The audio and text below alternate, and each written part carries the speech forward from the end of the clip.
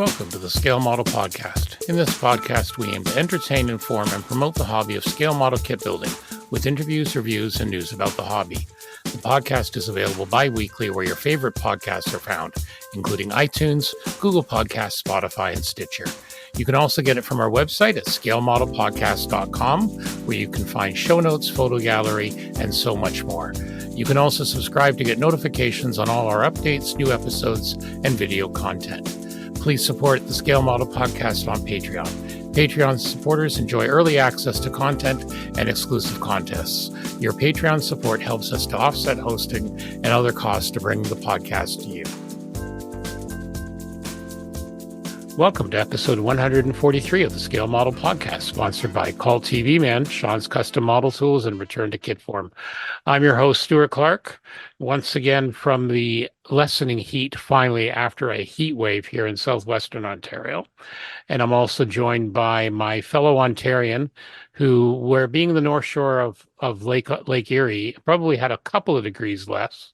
Don't know about the humidity, but the mosquitoes were probably carrying them off. Mr. Geoff Highland. Hi, Stuart. Hi, guys. It's been really hot here, but nothing compared to the terrible place of London, Ontario, which is basically a geographic bowl, and all the heat from southwestern Ontario sits in there. No kidding. I was so happy when Sunday night came along and it finally went off and I was able to go outside. I was feeling sorry for anyone who took the whole week off and didn't like humidity, because that would have just pissed them off, right? You know, so around 6 p.m. it starts getting nice, your last day of your holiday. That would have really, really been annoying. Okay, and then, of course, also joining us, west of Chicagoland, who probably got the heat bowl first and sent it our way, Mr. Terry Measley. Good evening, gentlemen. Yep, heat, some storms moving through. Yep. The Fox River is full again. It was getting pretty low and mucky. So that's good. Yeah, flush some of that stuff through. All right. Well, we got the heat of the summer. We've got an exciting interview tonight, which we're going to talk about a little bit later on. As always, thanks to our Patreon and Buy Me a Coffee supporters, which does help pay for the web hosting and production costs. There is production costs to bring all this amazing content to you. Also, check our What We Like page for lists of what we like. Mostly right now the books we're reading, but I have added a couple of products, and I may add a few more as we go. All right, let's just get right into the hobby announcements. You think it'd be quieter, school's out and stuff like that, but no, lots of stuff happening. Let's start off with Trumpeter. 2 announcements, something with wheels and something that floats on the water. So let's start off with the VPN Freka by Trumpeter. This is a 8x8 infantry fighting vehicle.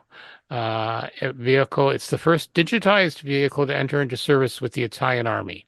It's built on the chassis of the 105mm armored Centrello tank destroyers developed by the consortium during 92 and 96. The first prototype was ready in 96. So it's an APC. Yep, it's built on the Centauro, so that's not a small profile. No, it's a big beastie. Yeah, I like it. 8-wheeled beast, lots of PE, just up your street, Stuart. Oh, there you go. Yeah, 240 millimeters in length. So 24, yeah, that's pretty big. 110 centimeters in width, 6 sprues, 430 parts. Now that's a lot of parts when you consider this thing is wheels. It doesn't have tracks. And I was going to say, it doesn't have treads. My God. I know. You must have to add every little edge to the wheel or something. I don't know. A good slug of photo etch in it. Yeah, my goodness. Yeah. Well, we'll see. And I'm sure the 3D printer guys are going to have a field day with this thing. Of course. Oh, yeah. Okay. Then next up, we have in 1/350th sale from the French Navy, their helicopter cruiser, the Jeanne d'Arc from 2008. So this was a helicopter cruiser of the French Navy. She was the 6th vessel named after Joan of Arc. Jeanne d'Arc. Yep. I like this. I like the look of this vehicle. Yep. It is. It's kind of cool looking. Yeah. Yep. She's used for teaching and training purposes. However, in case of emergency or crises, she was to become a fully capable helicopter cruiser. Well, that makes sense looking at it. Yeah. Now, it's interesting. It doesn't look like it has any kind of a protected shelter area on the deck. It's just open deck helicopter landing area. The hangar's beneath it. Yeah, those are elevators, right? Yeah, the elevator number 8 is an elevator with the yeah, striping yeah. towards the back. Oh, 6. Yeah. Is it Yeah, six? that Six. eight. Sorry, six. Yeah, Yes, you're right. Yeah, I that can't 8. count. That eight. If you look, there is a view of a view at aft, I see so it. you I can see it see. now. Yeah. Yeah. Yeah. Yeah. No, I see it. And she was retired in 2010. So, but again, lots of nice photo etch there for those who sew. A lot of folding. Wow. A lot of folding. But that'll be nice. That'll be a That's nice a kit. nice looking kit, though. Couple of HAS 2, 3 helicopters, alouettes, and gazelles. I think you're gonna have to get this, Stuart, so it goes together with your Yamato. And the other This ones, I have, right. We Yeah. can compare sizes, definitely. Yeah. Yeah, I'll work on that, okay? Yeah, okay. Huh. All right, Mantis miniatures in June. So undersea sunken treasure and scavenger sets. I like this because it's got sea monsters, it's got the octopus, and some other things. Look at all this thing. We got wolves, one carrying a bone. We got a deep sea diver. You got a dead Those- deep sea diver. Those look Yeah. like hyenas. Yeah. Okay, wolves, hyenas, depending on the scale. Deep sea No, hyenas. those faces are hyenas. Yeah. Deep sea hyenas. Deep sea That's hyenas. no what? That's no laughing matter. Oh yes, yeah. Oh God, that's bad. So you have two head choices for the diver. I Yeah, saw that. you can make him a skeleton, you can make him a dead diver, you can make him a live diver. And look at, oh my God, they've got But Nazi no- gold. No holy diver. No holy diver. And they got Good. Nazi gold? Where do they got Nazi gold. Go down below the hyenas. Stolen gold. Nazi gold. Vultures, hyenas, stolen. Oh, jeez. Gold and German Stolen markings. gold. Yeah. Seaweed. All in resin, 1/35th scale. That's Yeah, all. you This get, is you get fun a whole stuff. set. Yeah, this is good. This is some good is stuff fun here stuff. from Mantis. So that's kind of cool for your deep sea dioramas. Yeah. Yeah, I like that. I like Yeah. that. All right, let's keep going here. Next up on the list is, oh yes, Katero announced for pre-order the 1/32nd scale Spitfire of Mark course they did. 5A. Of course they did. Yeah. You know yeah. you know what that means? That means they're getting closer to a Mark 9. Closer And then to the I'll- 9. and then Yeah. I'll be happy. But But they'll Yeah, get but to the a- five was the Eagle Squadrons. I know. I know, Terry. Oh, Why do you Well, think I put Terry, it on here? I don't know, but Terry's already got one, right? He wouldn't He's get only a got a Yeah. Mark 1. He's only got a Mark 1, but he wants an Eagle Squadron. I mean, one, once you have obviously. one Spitfire, that's all you need, right? No, That's all yeah, you need. right. Yeah. Looking over at my stash of about 8 or 9 in 1/48 scale. A Yeah. Spitfire. I mean, they all look the same. So what's the difference, Yeah, really? 142 parts, 3 marking decals. It's going to be 190 US pre-order from Cotair. I will uh, remind you that the last pre-order when I got on that one there, the extras were nice. Yep. Just to correct, I think it sounded like you said 190 US. It's 109. 109. US. My apologies. Which I'm getting as bad as honestly Goldfinch. is a really good price. That's a very good price compared That to is a what very good we have them for up here. Yeah. Well, Mhm. actually, no. We've got what do we have at our local store? It's the special Mark edition. 2 or Yeah, Mark the one what? with the Yeah. one pilot. It comes I with think a it's- pilot resin figure or something. But that's Mm. one. He's got a 150, give or take, right? Yeah. So Canadian. Yeah, and it's a Mark 1, so it looks That's good. a good price. That's a good price. But yes, one set of you got with the pre-order. Look at that. You got some exhausts. Looks good. Yeah. 3D Yeah. print exhaust value $12.99 free of charge. Gorgeous looking stuff. I'm just saying. Yeah. And you get the picture suitable for framing. And you get Very the print. nice. There we go, Terry, and there's a link there, right? Or right to the pre-order. How about Yep. that? Yep. Okay. I'll just- click. I think I heard a click. You heard a I click? will think about this. All right.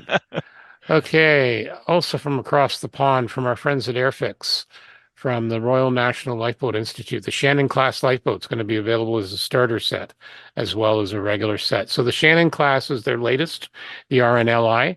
My cousin was a big supporter. So the RNLI, the lifeboats as they call them over there, they're an all volunteer force. So they help supplement the Coast Guard, and it's basically, you imagine a volunteer firefighters in the Mhm. countryside. These guys go out and save lives at sea. And they've got a full-time design bureau where they're making their own now. These things are self-writing. They're just frankly amazing. I've got another one in my stash. It's on my shelf with Doom. I really should get that done. The Severin You should. class. This is the Shannon class, slightly smaller.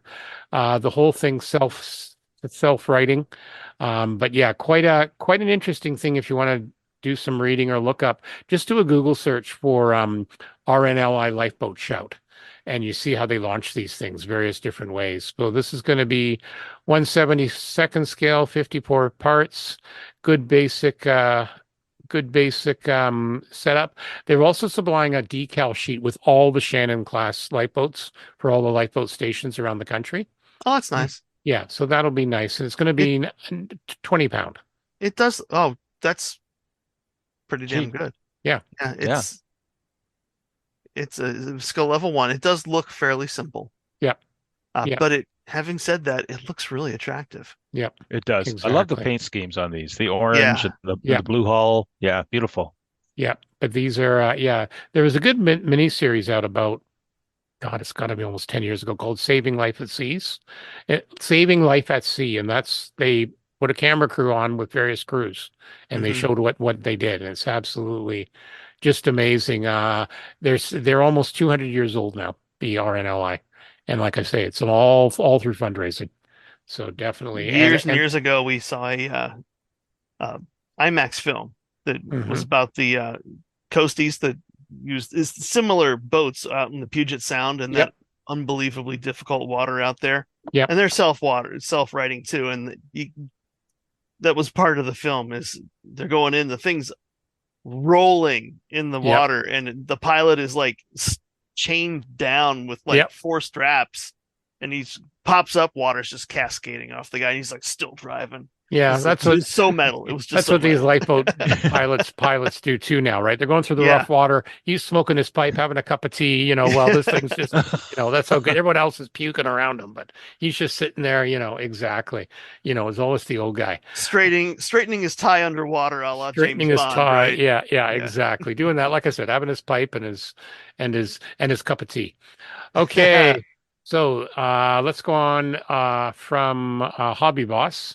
2 new titles from them, something on the ground and something that can blow up something on the ground. So let's start with the MiG-35, big ass plane. This is the 1/48 scale. This would be big. So this is the MiG-35. A lot of it was based on the MiG-29. Yeah. And basically a Mark II. They include an increased payload, 9 hard points, increased fuel load, etc., including buddy refueling capacity. And this is also good. This is also meeting the standards. This is going to be carrier borne as well. So this is definitely an upgrade to the MiG-29. A lot of markings, a lot of stencils, of course, for modern day aircraft. Look at all the stencils there. Quite a nice little selection of weaponry. Again, tons of decals. 10 sprues, 35 centimeters in length, 24 in width, 290 parts. With the detailed cockpit. Yeah, there is something about it. These have their fans, the Russian ones. A little bit of photo etch. Okay, and here's something in 148. We don't see a lot from Hobby Boss in 148. The German Panzer SFL 4A Dicker Max. I was waiting for you to get through this one. I know, that one's a mouthful. At 148 scale. This is like an assault gun. It was armed with 105 millimeter L52 Krupp. It could penetrate 111 millimeters, so 11 centimeters of shielding under a vertical angle of 30 degrees to 2,000 meters. Wow. I still, you sort of bleeped right over the hard word. Well, yeah, of course I did. Go ahead. Selves far left. Well, I mean, it was the Dicker Max. Yeah. So, I mean, what more do you need to say? I don't know. Maybe selves far left. Big ass assault gun. Two different color views. Ran a 12-cylinder gasoline Mailbag HL12. There was only 2. They were both destroyed in the battle in the initial first months of Barbarossa. Yeah, they're very effective, however, countered all the models put into the combat of the Russians, but eventually they got killed, which, it happens. Well, it's kind of inevitable, really, on the Yeah. Russian front. Yep. Yeah. You'll be shot, court-martialed, and sent to the Russian Sent to the front. Russian front. That's right. All right. So that I looks hear nice. nothing. I see nothing. Nothing. 148 though. I'm sure there'll be complaints saying, how come there's not Yeah. one in 135th? Of course there will be. All right. So that was Hobby Boss. Now, our good friends at Special Hobbies. And you know why we like Special Hobbies? Because they update their website. Okay. So Special Hobbies CMK, lots of new stuff. We've got the L4 Grasshopper, the Pacific Warrior version. So the U.S. Marine, U.S. Army, RAAF, and the Royal Netherlands East Indies Army's Air Force use this particular one. So the U.S. Marine machine sported blue over gray scheme. That's rather attractive, actually. It is. Mm-hmm. Instead of the olive green. I like Mhm. that. That's actually very attractive. So that's in 148 scale. And nice little spruce shots there. And even at 148, that'd be a pretty small little plane, Yep. too. Yeah. Yeah. And also pretty small at 172nd is the Gloucester Meteor, the Mark IV they Mhm. produce now. So this was the frontline fighter for the RAF as well as Belgium and the Netherlands. And 3 schemes and RAF markings and 1 for the Dutch Air Force. So Looks nice. very nice. Certainly Move better than that old frog kit that I put together for the grandkids. I know, but yours is more brightly colored. Come on. Mine's definitely more brightly colored. Yeah, how Yes. can you compete with that rainbow effect? Exactly. Okay. All right, then we have 172nd, the KI-43 Oscar, the Fighter and Special Attacks Unit. So these are 4 different unusual schemes. They wore interesting markings, including a blue arrow over the round meatball marking. Yeah, some of those unit markings were pretty interesting. Yeah, that does look interesting. Okay, and then we have the CH-37 Mojave helicopter in 172nd scale. Nice. I haven't seen this before in this scale. I'm sure there is, but this was known as the Mojave, also called the Deuce. It was at the time the world's largest helicopter. It was deployed by the Marines and the Army in Vietnam. This is a reissue. It includes a new sprue with fuel tanks of the correct size. Those in the earlier edition were quite bigger than needed. The 3 schemes remain the same. There's a nice sheet of photo etch there too. Yep. That's and a some that's a kind of resin bits. a fun, odd looking beast. Yeah, you could have some fun with that. Mm-hmm. Get a little photo etch with this puppy. Yeah. All right, and then they've got some of their various other options there. 135th Oskin K2 or in K3 ambulance and truck wheels for the Airfix kit.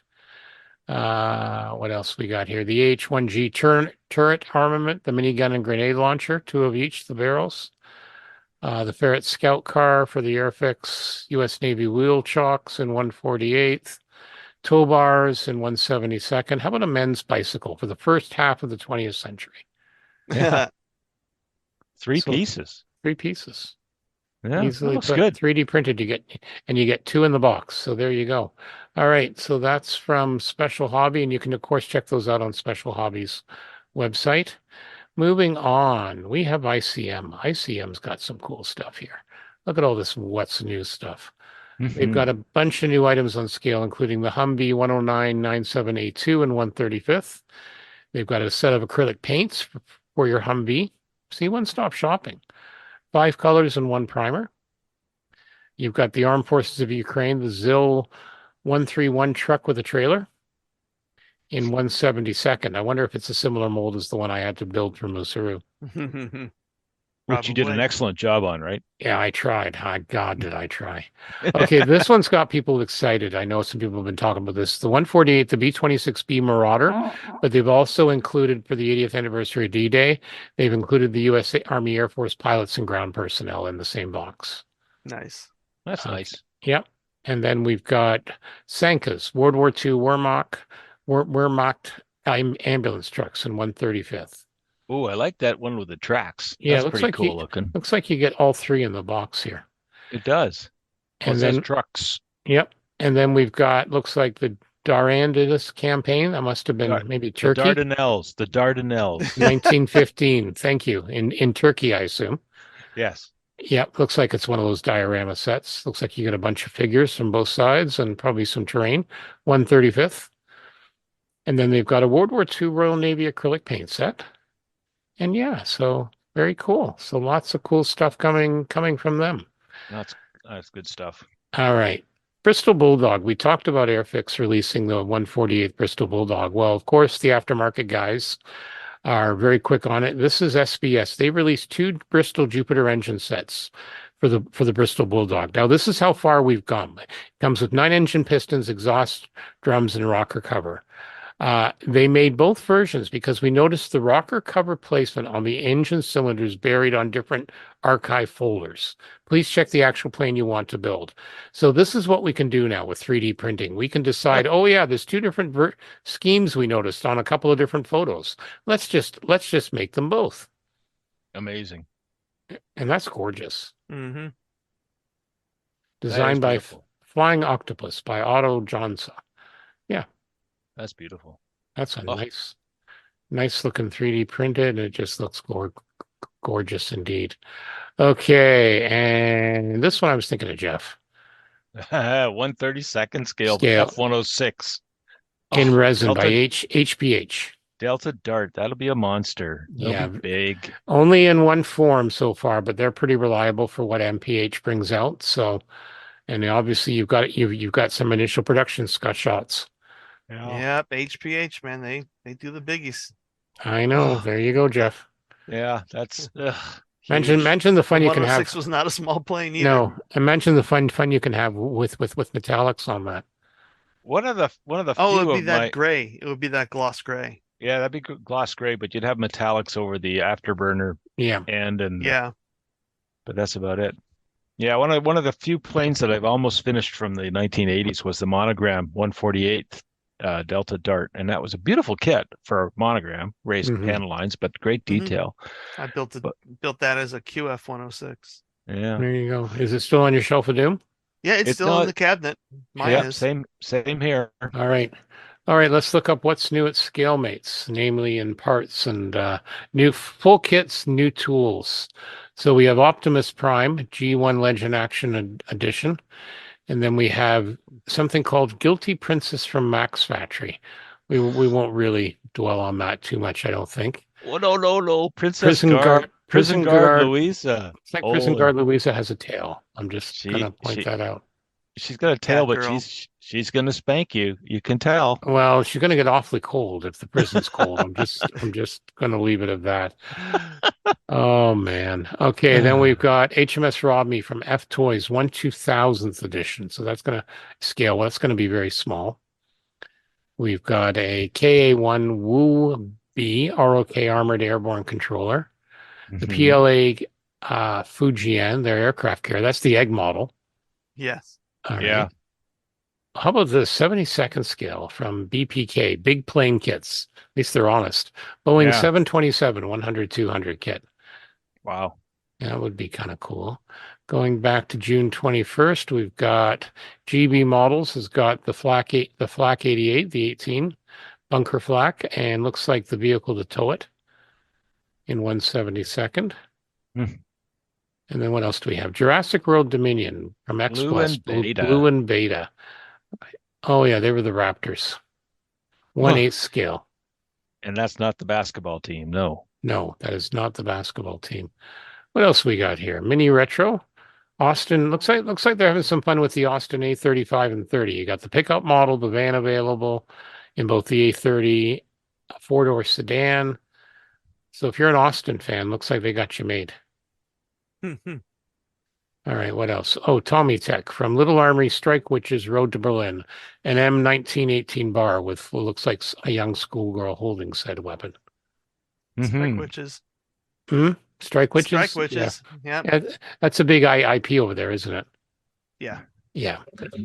Next up, we have a Junkers J3 on June the 20th. Oh, you missed Miss Home Street Bank. Yeah, what is Miss Home Street Bank? It's a hydroplane. It's a hydroplane, yeah. A racing boat. There we go. We don't see that often. 1/25th scale. Wow. I almost bleeped over it too because I don't want a bank, but then no, that's a boat. That's a jet boat. There you go. That. Very nice. Very nice. Yeah, I that's a like jet. that. That's a jet engine. That's definitely Yeah, the jet engine. yeah. Yeah. I Ooh. remember the jet drag boat races we had on Fanshawe Lake years ago. All It's right. not a very big lake. Okay, I like this one. Under June 20th, fourth one down. The Fly, 172nd scale. Looks like a little animated thing someone's molded into 172nd. He's got like his regular wings and he's also got like a glider on him. I It's don't understand. A no, that's 172nd that's scale that's the fly. fly. That's the fly logo. It's going to be a NASA AD-1. Oh, Yeah. okay. Well, then why do they have the logo? That's big. I don't know. I'm A confused. Click the 172nd scale 81, you'll see fly. what it is. Okay, I'm confused.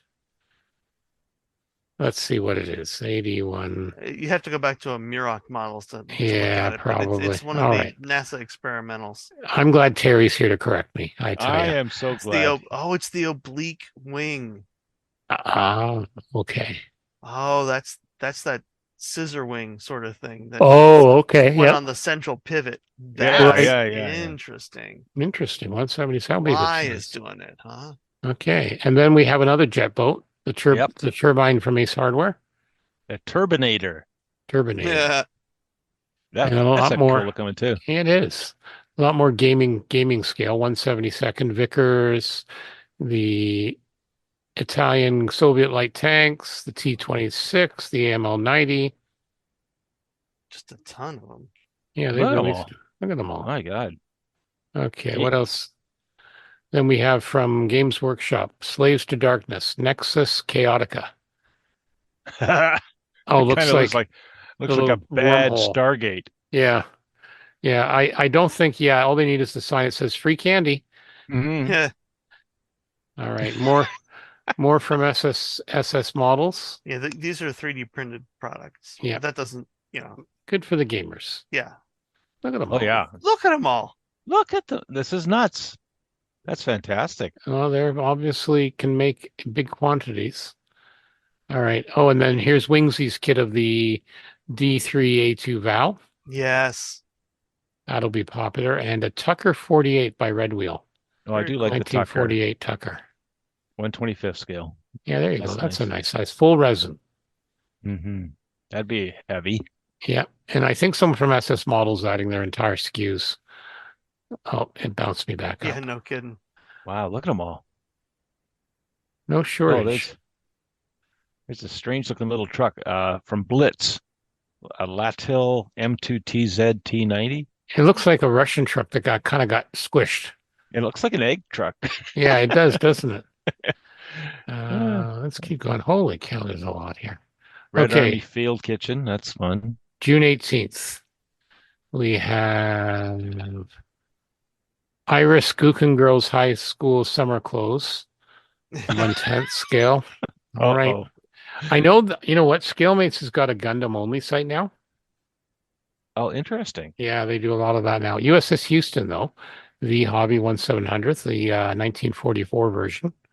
Oh, I can't. There's so many SS models. I This is know. crazy. Ooh, I like this Ferrari 499 Hypercard WEC 2024 24-hour Le Mans, June Oh. 17th. New scratch, 124th. Ferrari 499P. Yeah, isn't that nice? I bet that'll get you to the grocery store quick. Oh, not around here. You'd be No, stuck well, in a pothole somewhere. yeah, probably. Yeah. All right. Ooh, Steampunk Butterfly from Fascinations under June 16th. That's pretty. Oh, that's kind of neat. Yeah. All right. And I think that's about where we stop. I think so. But yeah, see, as you can see, it may be summer, but there's still lots coming out. You know, that does include aftermarket, etc. Okay, let's talk about some other cool things that come out, namely our good friends at Cult TV, man. They had a very nice Wonderfest show. Steve's been here, there, and everywhere. Lots of Father's Day deals going on. So let's hear what they have. Let's see what amazing new things there are from Steve at Cult TV Man and culttvmanshop.com. Lots of exciting new announcements. Let's start off with the You've heard me mention this one before, the 12600th 2001 space station from Mobius Models. It's now in stock and available to purchase for $144.99, but also from our friends at Aztec Dummies. They now have space station paint masks for that space station.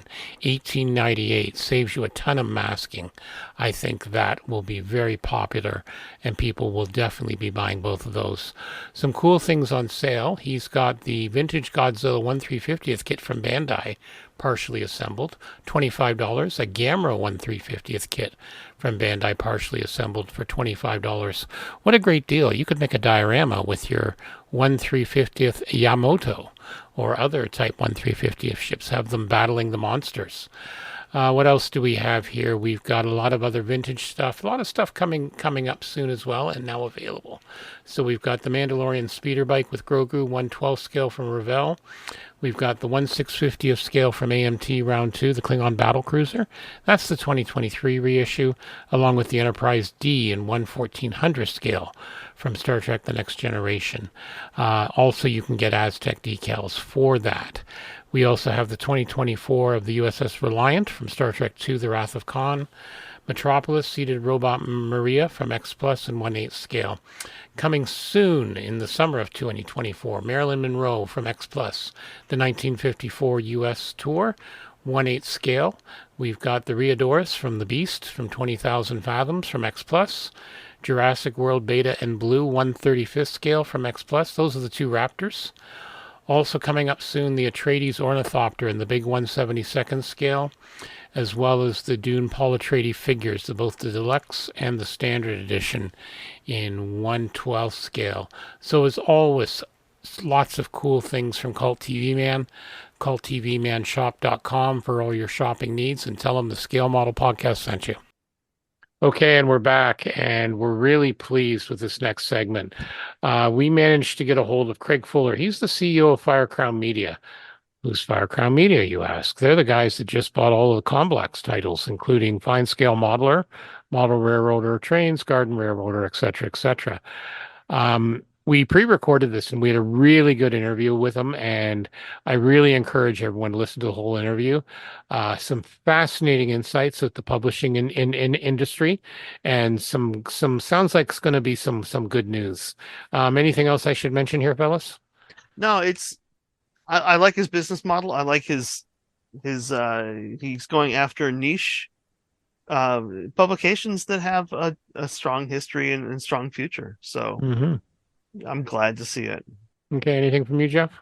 No. I mean, I enjoyed the interview. I thought it was really interesting. I'm always jealous as hell of people who have everything I've ever wanted. And like, he's a pilot. He's got his own planes. He's got all this great business stuff going on. A fabulous family. He does have 5 kids from 17 to 3. I know, that's what I mean. And healthy marriage, all that good stuff. And I kind of figure, well, he must be really have pain in his life somewhere, but no, I don't really think he does. He just seems like a nice guy, and he's got his head screwed on straight. Now we did mention he talks to Aaron about 1, 2, 3 versus gold, silver, bronze. That might give him that pain in his life. I don't think he cares enough about it. I think he's I think he has a very healthy attitude to that discussion. He cares about as much as we do. All right, so here's the interview now. All right, we're here with the interview section of the Scale Model Podcast, and we're really pleased as punch to have Craig Fuller here. He is the new owner of Fine Scale Modeler and a few other Comblock magazines. He is the founder and CEO of Firecrown. Firecrown. As I said, they're the new owners of Trains, Model Railroader, Classic Trains, Classic Toy Trains, Garden Rail, Fine Scale Modeler, and a few other titles as well. They were founded in 2021 as a platform to create commerce out of enthusiast audience. Firecrown makes significant investments in the brands it acquires to deliver high-quality content and experiences to its audience. They also own Flying, Yachting, Boating, Astronomy, and dozens of other brands. Prior to founding Firecrown, Fuller was the founder and CEO of FreightWaves, also called the Bloomberg of Freight, a platform which provides news and high-frequency data serving the global supply chain industry. Prior to that, he spent 9 years as CEO of Transcard, a leading fintech platform, and was the founder of Xpress Direct, the on-demand logistics division of US Xpress. He holds a BBA from Baylor University and is a private pilot. He lives with his wife and 5 kids in Chattanooga, Tennessee. We know some nice people down in that area of the world. Craig, welcome to the podcast. I'm glad to be here. All right, so yeah, that's quite the business and personal history. You've got your fingers in everything. Yeah, it's been a good couple of years. Exactly. All right. Well, what we're here to talk about, obviously, is the recent announcement that Firecrown bought up some titles, including one that's of interest in our audience, Fine Scale Modeler. So let's just talk a little bit about what inspired you to acquire this particular stable from Comblock. We our acquisition model is to look at highly engaged and enthusiastic audiences, and essentially, by all definitions, the combat titles fit that. So if you look at the railroad brands, there's obviously a lot of enthusiasts that are connected to the rail audience. Astronomy, a lot of folks that are really connected and engaged in the astronomy hobby, and then with Fine Scale, it's about folks that enjoy that building models, designing models, and are highly engaged and highly enthusiastic, and those are really the criteria we look for in acquisition. Okay, and in a nutshell, what are kind of the short-term and long-term goals for the magazine? Although based on the bio you gave me, I think I've got some good ideas where we're going here. Ultimately, when we are acquiring a magazine, we're looking at those in audiences as a real opportunity. What's happened over the last couple of decades and really accelerated in the last 10 years is the internet has made the traditional magazine business very difficult. And so what happens is a lot of publishers, in a way to sort of fend off the sort of inevitability decline of these business models, end up cutting costs and end up cutting editorial staff and end up basically cutting the quality of the content, as well as the quality of the actual print product and the online products to sort of the bare bones. And I think what we do is approach it in a very different kind of fashion, where we say, what kind of investments can we make that actually are going to mean something over the next 5, 10, 20 years that means something for that community? And so in the case of Fine Scale, you've got an audience of enthusiasts who deeply care about building up these models, designing these models that have their whole storyline behind it. Very different than the railroad sort of audience. I think there's some similarities, but there's also a lot of core differences. And I think what is exciting about that is that this is a hobby that I think actually has a lot of resilience and staying power, because it can be molded to whatever is sort of the generation of the day. And I think it is a brand that's perhaps one of the smallest brands of the ones that we acquired, but one that in itself, I think, offers a lot of opportunity, because we can make investments in the community, and we're not, pigeonholed into one subject matter. And I think that's one of the really opportunities. Specifically, the website is pretty bad. So I'm excited to get in and create a new, just search and the UX on it's hard to find anything. It is. It is. Agreed. And so there has been a lack of investment in digital that I think we have plans for that will the audience will probably see those investments hit first before they see a change to the sort of print publication. Okay, Geoff, you want to continue? Well, I was just going to point out that if you can see over my left shoulder there, pretty much every Fine Scale modeler since the second issue. I missed the first one because I wasn't aware of it, and I think I was only a young lad at the time. So I have a pretty strong investment in this publication, and I've been a subscriber for ages and still am. Even in the last few years when it's gone through a few hiccups and this, that, and the other. I find it interesting though, reading the history, particularly your personal history with the flying, and then you buy a flying magazine. And then you figure, well, maybe we can do some real estate development around flying. And so let's build a real estate development that allows people to park their planes there. And this, that, and the together. And I wondered how that, like, it seems to me that your business approach is, if you're interested in it, you're gonna get engaged in it. Yeah, Is I that mean, sort but of what ties I here? think, ultimately, like there is an element of passion that drives a lot of our decisions. I think Yeah. also it's easier to look at a business model when you are a consumer and an enthusiast yourself. And so I'm a pilot. I've always been fascinated by airplanes. I was building model airplanes as a kid, and model cars and model trucks. And like I've always been fascinated with transportation. I grew up in a transportation family. My father had a trucking company.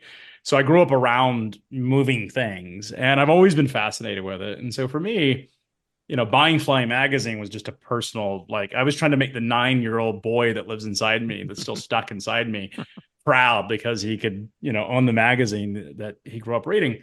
And I think I grew up around boats. So, boating was always a part of our family, and that sort of made sense there. I think as we sort of look at the railroad titles and we look at Fine Scale, is it's still, while the content itself is very different, it still has a lot of similarities. I mean, you certainly have a different sort of, a much wider range of socio-demographic and some of the model businesses that perhaps you do in aviation or yachting for that matter. But you also have a much broader set of content that you can focus on. And one of the things that we haven't talked a lot about this sort of publicly is like Fine Scale. I think one of the interesting opportunities is like, unlike railroading, there's a finite amount of sort of content you can drive to the railroading community because it stays true to form. And you can't go too far afield off of railroad titles or your audience gets really annoyed. They don't want to read things that are outside that world. Whereas I think the titles that you guys are particularly interested in it has an element of pop culture to it. It has an element of it is in many ways able to evolve with the topical sort of topic du jour. And I think that's what makes it something that we can help mold. Very good. That's great. Yeah, I totally agree with you on that. I think that, I mean, if you look at three guys here, and all three of us, none of us are just car modeler or plane modeler or ship modeler or sci-fi or any of that. We basically, if it turns your crank, let's try and make one. And I think for us, it's the biggest thrill is more just reproducing something in miniature and trying to do your best at getting that. That's at least for me is what the hobby is about, and that's what Fine Scale has been about. It gives you an exposure to all kinds of different genres within the overall objective of recreating something in miniature. Yeah, but so just sort of understanding a little bit of that, sort of pulling on that string, do you think that in the community and the scale community that people do tend to gravitate towards certain topical, like if I'm into cars, am I always into cars? If I'm into airplanes, am I always into airplanes? Is that the typical sort of nature of the audience, I or think is there's a it? demographics shift going on. I think Yeah. if you look at a lot of the older modelers, I'd say the majority stick to what they've always done. Where the younger modelers, there's exceptions like us three old guys here. Um, a lot of people will build different things, and I think we're seeing that more like in IPM, our local IPMS chapter here in London, Ontario, where Geoff and I are members. We have modelers that are trying other things. We do challenge builds, things like that. And I think you're seeing that more and more. You're seeing the rise of Gundam. The kids are into the sci-fi, the Gundams, like, Bandai's the largest company in the world, period. They outshine everyone. And so I think you're seeing a change. And I think that's a good challenge where, it kind of brings me to my question, like, and I think what you briefly touched upon it, one of the challenges is for the magazine with the internet. And how do you determine a target audience for a fine scale modeler? Yeah, I think I think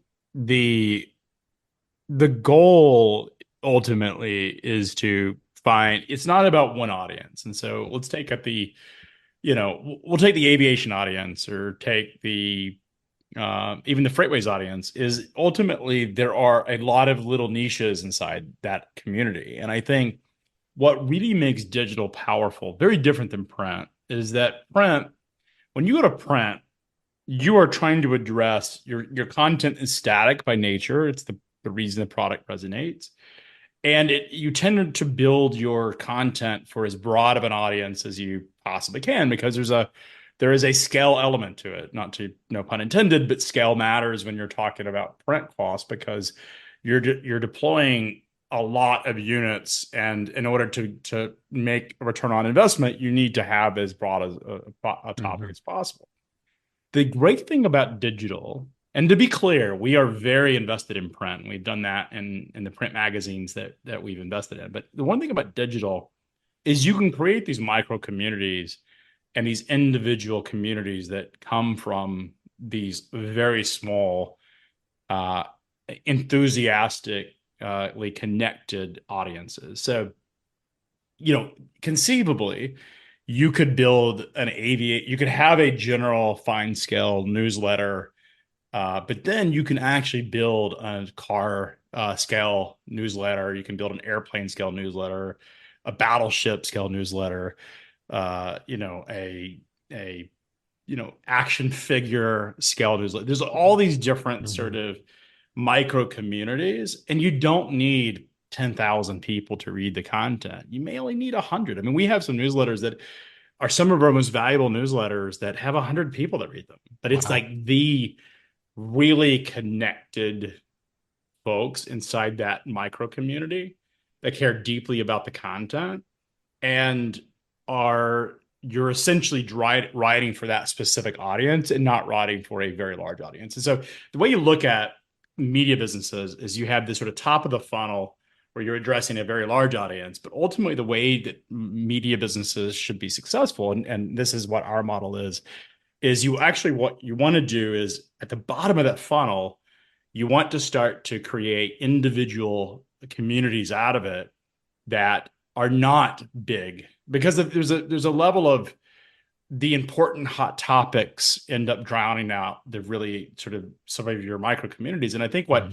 has happened with the internet is it has enabled that to naturally evolve. Is you can have a small message board that has 50 people on it, but they're very rabidly passionate about a topic, and that can be the most engaged community for the entire topic. And I think the internet allows that. And I think that is the challenge of how do you take this topic and still serve a community at large, but more importantly, how do you serve individual topics that people are interested in?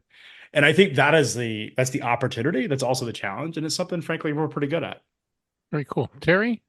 Yeah, I think those are great points. And FineScale's done a great job of evolving over time and staying intact. And you see that with like, I'm a science fiction guy, and there's a lot more of that. Some of that's Aaron, because that's who Aaron is as well.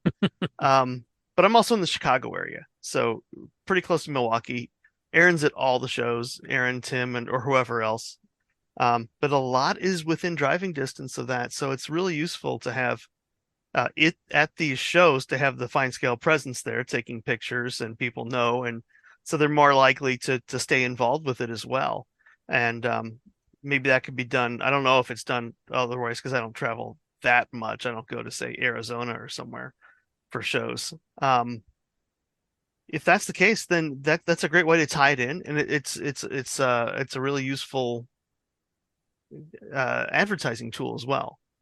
So yeah, it's once you have a community and an audience that you're driving some type of either information into that community or some type of emotional engagement. I think you can do both.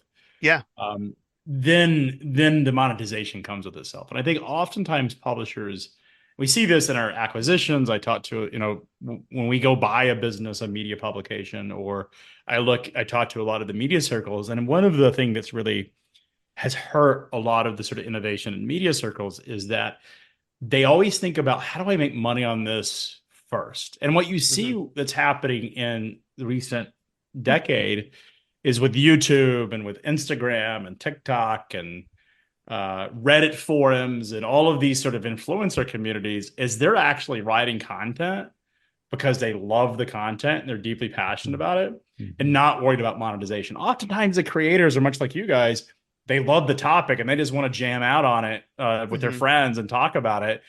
They're not thinking about how do I make money on this? And I think what's happened is that the publishers, the historical publishing model has been such that it has built all of its business model based on the fact that it thinks about making money first and secondary thinks about the content. I think what we have the opportunity to do is we shape that in a way where it is, let's go back to the love of content. Let's drive the content and build it, and we will make money on it, to your point. Yeah, so and it's the hobbyist. It's the field of dreams scenario. If you build it, they will come, so to speak. Yeah, and I think you have to be authentic. I think one of the sort of temptations, and I've seen this in a number of publications, is that you have a private equity firm that buys a media business, or you have a large corporation that buys a media business, and they lose some of their original creators, and then they lose those voices, and then the audience feels like this isn't authentic. This is no longer authentic content. It's built to drive a programmatic response online. And I think that's the things that you have to avoid. And that's essentially how we think about it, is really investing deeply and trying to understand the audiences so that we can deliver exactly what they want and still maintain that authenticity. Yeah, Okay. the last thing most of the audience wants is to be thought of as a product themselves.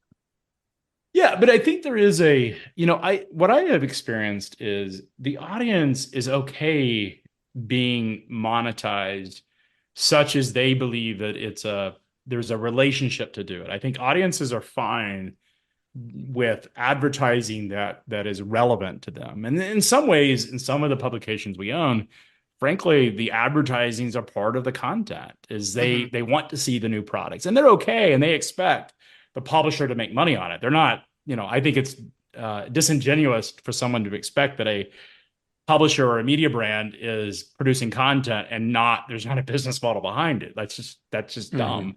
Fair. And so I don't think audiences are opposed to it. I think what audiences expect is that the advertising, the content has to be relevant and authentic, and the advertising has to be relevant to the content that they're consuming. And I think if you do that successfully, then I think your audiences will resonate. It really resonates. And that's sort of the contract we have as a media publisher.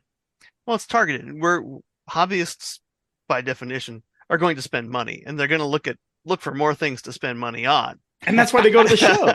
Like they're not going to Exactly. shows. I mean, maybe they are going to go hang out, but like they're going to the shows because they want to see the new product releases. They want to meet the creators, and they want to be a part of that community. And I think, to your point, that's why they're consuming the content to begin with. Yeah. What was it, Stuart, at the club meeting last week? So the line that got the biggest laugh is that somebody's recently done a survey of hobbyists and found that on average they spend $250 a year on their hobby. Well, there was a meme going around. Yeah, that is a meme. And it's like all of us are like, what hobbies are they thinking about? Yeah, I know. Was that a week? My wife knits, and it's the same thing. That's a kit, right? That's one Yeah. kit. I assure you that like that is not the audience. Like $250 a year would be for any of our brands would be very small, because like we're dealing with small numbers. I mean, one of the things that's interesting in media circles is that like a lot of the digital media businesses that were chasing these consumer media businesses, and BuzzFeed is like the poster child of like rise to fall in terms of media businesses that at one point felt like they were the future, and now they feel like there has been, is the problem is these big media brands were pursuing these tens of millions of people, and what they really should have done is focus on much more targeted audiences that they can truly deliver. And I think the internet and digital allows for that. YouTube has been great. YouTube is a great example of where you have amazing content for very specific type of audiences. And I think that's what you have to do. Because like you said, $250 a year on a hobby is like, I don't know. I don't know many people spending $250 a year that are reading our magazine. No, I can see that. No. I can see that the first hour at either of the shows coming up. I mean, you've got Astronomy, for crying out loud. Well, yeah, exactly. Well, I would say probably the top end brand in terms of expense that we've got would be Yachting. Yeah. Well, sure. Because that is about as extreme. The next one will be flying because it's jets. So it's interesting because I love to get the yachting people and the jet people together because they get this. It's sort of like a contest of size, if you will. Right. It's like a scale deal of who actually has the richer and more affluent communities and the bigger, baddest Oh, toys. oh man. I'm a pilot, so I love the jets. Yep. But I gotta say that I think the yachting community wins out of like biggest spend. They're not spending $250. Like No. $250 doesn't buy them anything. Like so Maybe buys like 1 ounce of gas or something for what, I about I 1 mean, minute. it is insane. But the thing is, like, there is a very small community of people that are consuming yachting magazine. Yeah. But and this is where that sort of micro scale comes in, is it's a small community. You may have 10,000 yachts. I think the number's a little bit higher than that, but like 10,000 yachts in the world that are sort of meet a certain size and scale. But those people are spending millions of dollars a year on it. And I think that's the way you look at the opportunities as a media executive, is how big is the addressable audience. And I think one of the great things about your business is that it actually is perhaps if you look at our business model, astronomy is obviously a pretty big topic. There's a finite amount of telescopes that people are going to spend. There's actually a finite amount of money that people spend on their astronomy hobby. Mm-hmm. But what I really like about your community is that it is so broad. It's the comic people, it's the science fiction people, and yes, maybe not everyone and only a small portion is actually building a model or actually diehards into the community. It is the type of hobby that lends itself to a lot of individual micro communities. And I think that's what we need to execute on. That'd be great. Yeah. Yeah, definitely. So just speaking of shows, are you hoping yourself to attend either IPMS Nationals or the NMRA, their national show out west a few weeks So after that? Unfortunately, I don't get to actually go to many of the shows that are a part of the various publications, because if you can imagine, we have 50 some odd publications. Right.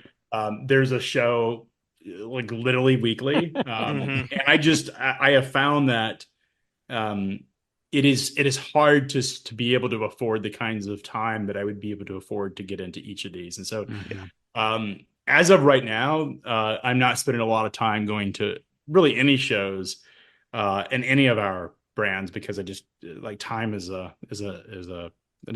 is finite. So Well, and arguably that's editorial duty anyway. So editorial sells as well. I do at some point would love to get out to some of the various shows, but again, there's a finite time element that I can do. But we've been engaging with a couple of the major retail brands, Hobbytown as an example. Good. We've had some conversations with Hobbytown. We had our conversation with some of those suppliers. And so we are having some conversations, but it's still very early. That actually almost answers my next question about, are there any new advertising or partnership opportunities, both with professional retailers and actually within the hobby community you're considering? Yeah, look, I think one of the things you would look at Comeback is it was very subscription centric, which is great because you get reader. What that tells you as a buyer of the magazine or an owner of the magazine is that you're only as good as your readers, like your subscribers. And that's where the majority, 90% of the revenue for Combat titles came from reader subscription revenue.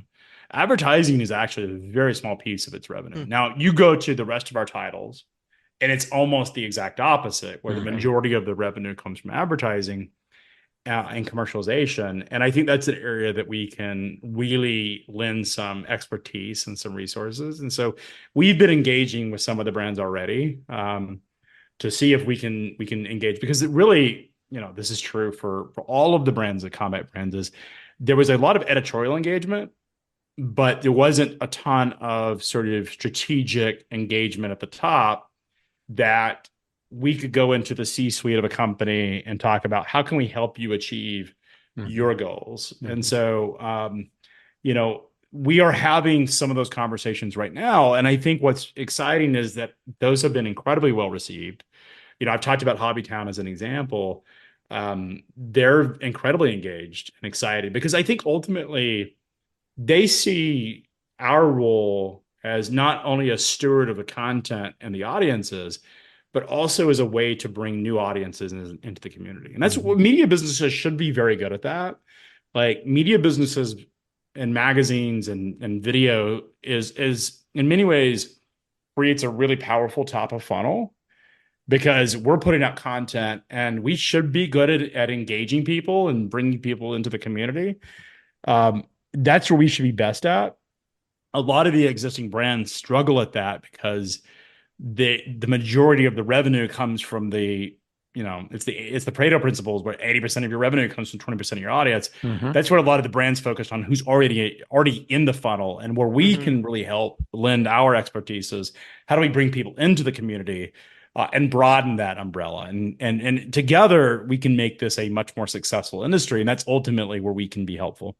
I think it sounds like a little bit, because I come from the UK originally, and you look at a lot of the UK rail magazines and the hobby magazines there, and there is definitely the ratio of advertising to, articles and stuff like that. They advertise a lot, and that's why a lot of people buy those. And the UK model in general, I remember my dad, he was a Land Rover enthusiast. So he'd buy the Land Rover magazine, and half to three quarters of that magazine's parts suppliers. But it gave you a good way of, doing, well, you have to fix your Land Rover. Your Land Rover is always breaking. You need parts. I have a Defender. Trust you me, have a Defender, so you perfectly know where I'm coming from, Greg. So is that one of the things we're basically going to see down the road, as you say? Hopefully more engagement with that, more things, as you were saying, what's new, what's coming out, and being able to challenge, of course, is, up to now, podcasts like us or Facebook or whatever. Let's say I'm just going to throw out a brand name, Tamiya, for example. They announce X. Well, the magazine with the lead time, they're often not doing anything in the print edition for like 3 or 4 months. Is the goal trying to reduce that time too?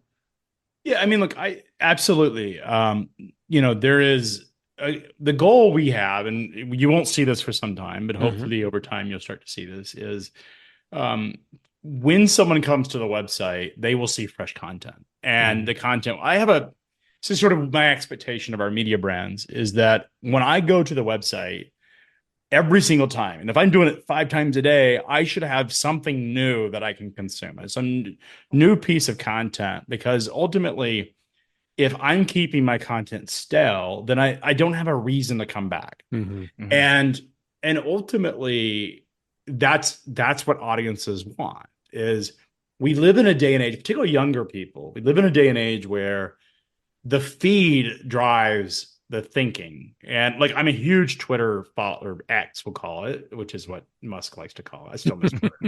I'm a huge Twitter. I have a decent size following on Twitter.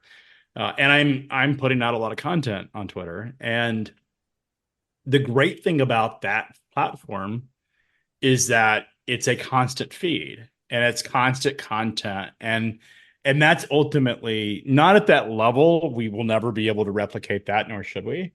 But I do think we can create a much more higher level of engagement and excitement that creates fresh content for these audiences. And that is ultimately the North Star that we will be going towards and marching towards. These things take time. When you look at Comeback, I think it's 8 titles that are a part of that community.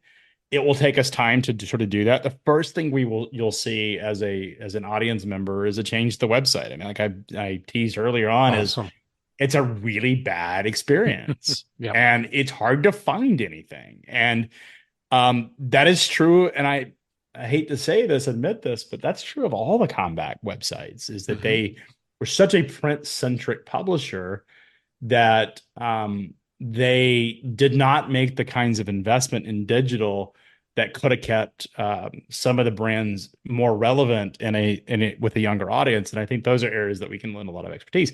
And that's not to suggest for a second that we're not print oriented, because we are.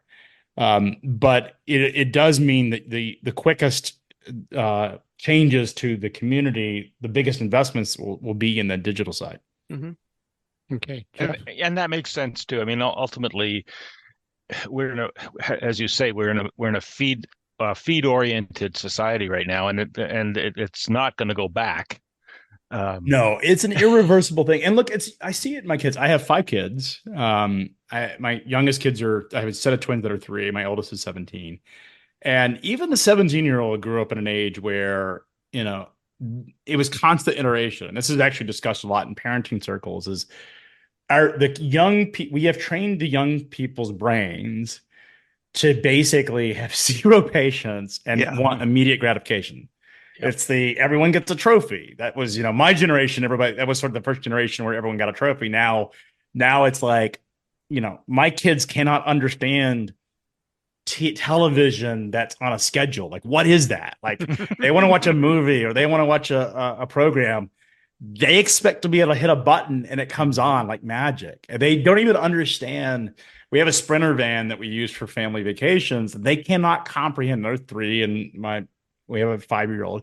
They can't comprehend that the internet doesn't work in like parts of the road. And it's like, why isn't this video just showing up? And I think it's a problem that is irreversible. Like, I'm not here to talk about society in a negative way. And like, I'm not a technophobe, and I'm actually, a huge, like I said, consumer of digital media, but it is a problem that I think every parent. Now, that's one of the exciting things that Fine Scale has and scale modeling has is it does.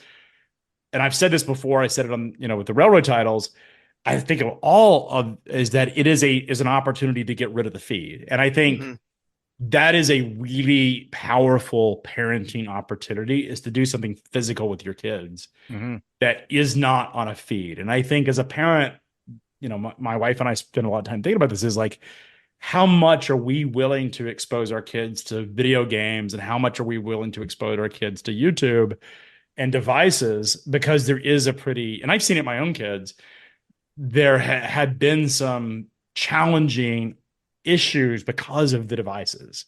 Well, that's one thing that these hobbies do, and it's used as therapy as well, is that it requires focus. You must focus on this thing that you're doing right now and making sure it works. It's like art or music in that rate. And it can be as frustrating, but it's also something you can sit down, set aside, walk away, come right back and continue it. And for teaching focus and maintaining focus, it works really well. Yeah. As soon as you get distracted, and if you're like, I come from a musical family, as soon as you get distracted, if you're supposed to be practicing music, you're not practicing music anymore. Yeah. So it's the same thing on any of these hobbies, or learning to fly for that matter. Yeah, you certainly, I mean, it's funny because like,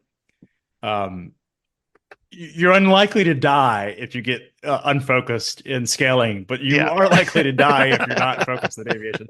We have a joke in the flying community that, to learn to fly and to get golf lessons and be good at golf is about the same. It costs you about the same to get a professional golf lesson and membership as it will to learn to fly. The difference is you can be bad at golf. You cannot be bad at aviation flying. And so, it's funny because like we say that as a community, as a business, to encourage people to learn to fly, but then you remind yourself this is literally a life and death kind of thing. And but I think the important thing is like, there are ways to really lean into this digital native content and the way that people are consuming content, but still bring it back to the why they're consuming it. And you guys made an interesting content. So one of the things that we were challenged with early on at Fly Magazine, which is a magazine that's really towards pilots, is how do we do creating basically a coffee table type experience with our magazine, high end print, and still include classified ads? Because frankly, classified ads are kind of ugly and they're timely and they're like, but people want them. And so what we ended up doing, actually, I can show you guys, but for those that are on the air, that are listening to this, can't see it, we actually created a separate print publication called Aircraft for Sale, which is nothing but ads. It was great because it didn't dilute the quality of the evergreen nature, that coffee table experience with Fly Magazine, but it's all ads. And I can tell you, as a pilot, as an aviation consumer, I spend more time reading the classified ad publication Mhm. that's meant to be thrown away because it comes out every single month and it's for all of our aviation subscribers. But I spend more time thinking about what I want to buy, like what is on my target list. A lot of this I'm not going to go buy, but like what do I want to go buy? I spend more time thinking about that than I do about the actual reading the articles. And I think that is the opportunity with these enthusiast communities. They want to be advertised to, not in an obnoxious way, but they want to know what's new and they want to know what's cool and they want to know what new tools that they can be using and new techniques they can be using. And I think there's an opportunity to lean into that. And that's an area that I think Fine Scale and really all the Convex titles were poorly represented to the degree that they could be. I know you mentioned something there about a coffee table, um, you know, publication, and I know you've mentioned it in other interviews with the railroad community. So is this what we're hoping to see? That's something you'll be able to you're able to be proud enough that whether it's model railroader or whatever, proud enough you're going to be able to put on a coffee table, with the high quality, because we've seen that with some of the magazines, the hobby magazines coming out of Japan or Europe in general. They're just beautiful, beautiful binding, better paper, and it sounds like this is the direction you want to take. You want to take all these titles. Yeah, I think there is. Oh, bless Sorry, you. That's okay. I swallowed. Went down the wrong way. That's okay. That happens to me all the time. Yeah, I think that is ultimately that's the dream, right? I think what we like, there's a cost, significant cost outlay for that because ultimately you're doubling at least doubling the cost of print, sometimes even more. Can be even greater degree of that. So you have to feel like the community is going to respond well to it because it is a big capital outlay and it's a big risk.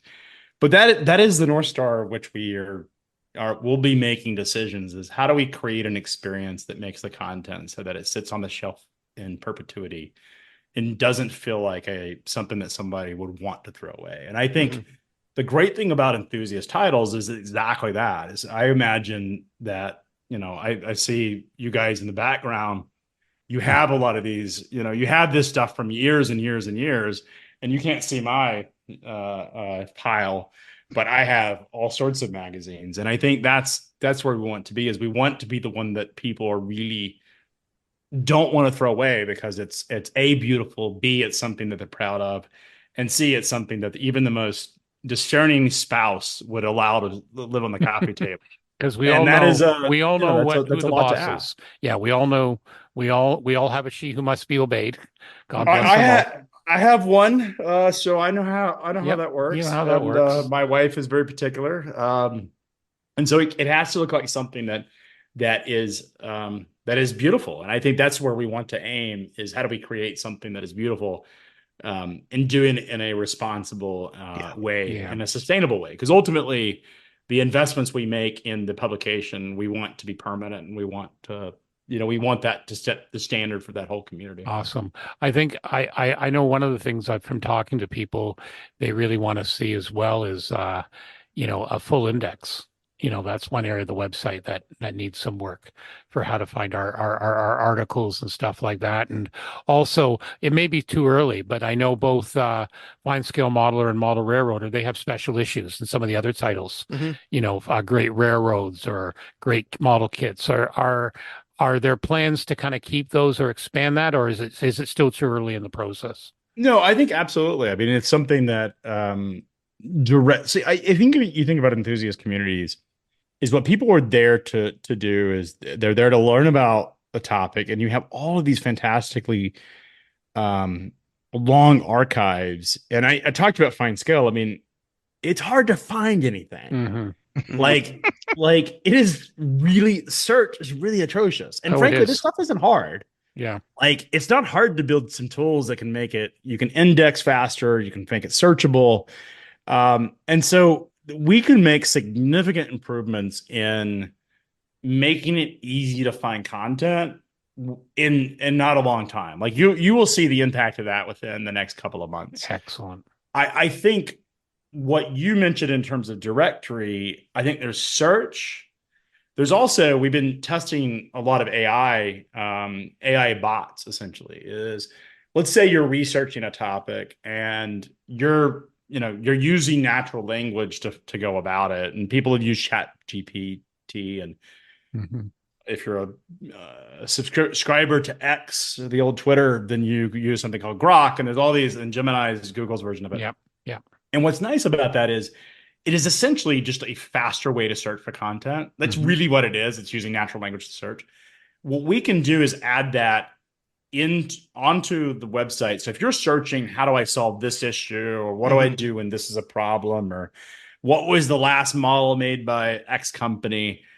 The idea is to serve up content in a natural language way, and then show the articles that are relevant. Like where did that AI discover that content? Right. And so one of the things that we'll be building is as an AI engine that will read all of the scale model content and serve it up to the community. And we have done this at Flying, is where we own 19, I think, aviation brands, where we've actually brought all of the content from those 19 brands into one search engine. Wow. And essentially what the magic there is then blending content between brands, so that if I'm reading an article about a Cessna, I can read, if I'm asking a question, I'm not just stuck on what Flying wrote, but also the other brands that we own. So there's a lot of things we can do. And the great thing is with digital, you can do those things.